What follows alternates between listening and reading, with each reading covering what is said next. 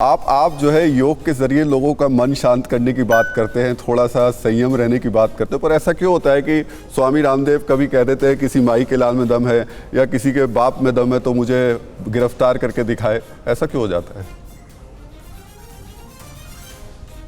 सुना देते हैं, वो बयान भी सुना देते हैं आपको। मैं कहता हूं मैं किसी का अनादर नहीं करता। अरे भैया स्वामी जी एक बार सुन लेते हैं बयान, उसके बाद फिर आते हैं। सुना लो। खैर अरेस्ट तो किसी वो जो है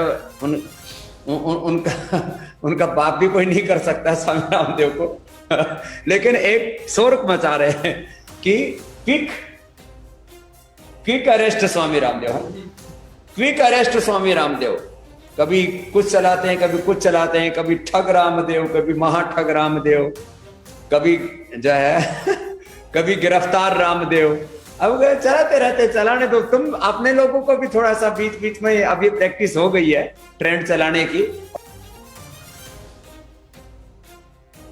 अब बाबा रामदेव आपने सुना, अब लोग ये जानना चाहते हैं ये किसके लिए था आपका स्टेटमेंट? ये कार्यपालिका के लिए था, व्यवस्थापिका के लिए था, न्यायपालिका को चैलेंज है, किसके लिए आप कह रहे हैं ये?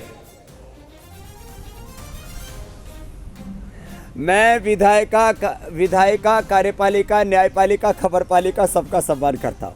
अब मैंने हंसते हंसते कोई बात कही, मैंने कहा भाई देखो, हम किसी का अपमान करते नहीं, किसी से नफरत घृणा करते नहीं, कोई भेदभाव करते नहीं, लेकिन कोई हमसे नफरत करेगा, कोई फितरत करेगा, कोई योग, आयुर्वेद और प्राकृतिक चिकित्सा का, सनातन संस्कृति का अपमान करेगा, तो सम्मान के साथ क्या जीना ये भी पाप, अपराध और गुनाह है क्या? अब मैंने यही कहा भाई और मैंने इसी में बोला हुआ है, मैं भारत के संविधान का, भगवान के विधान का सम्मान करता हूँ। मैं कानून को मानने वाला नागरिक हूँ। मैं कहता हूँ मैं सन्यासी होने से पहले भारत का नागरिक हूँ और मैं एक व्यक्ति नहीं हूँ, मैं भारत का प्रतिनिधि हूँ। मैं गौतम कणाद, जैमिनी, पाणिनि, पतंजलि का, भगवान रामकृष्ण का, स्वामी विवेकानंद, महर्षि दयानंद का मैं प्रतिनिधि हूँ।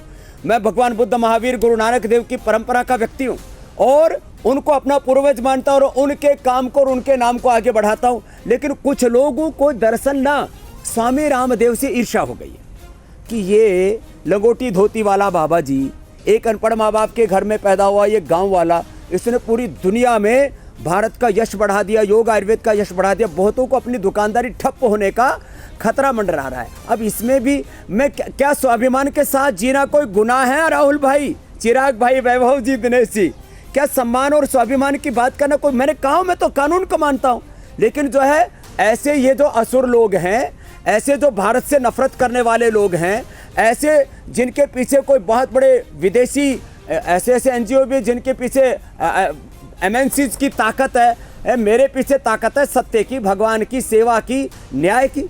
मैंने क्या गुनाह किया? एक मेरा गुनाह बता दो, मैं अभी कबूल करता हूं, माफी मांगता हूं और आगे से तो ये बात ही नहीं बढ़ती। आपने जब ये कह दिया स्टूपिड साइंस और ये बातें कहीं जब आपने, उसके बाद ये बात बढ़ती चली गई। फिक्र आपकी, सोमवार से शुक्रवार रात 9 बजे सिर्फ TV9 भारतवर्ष पर।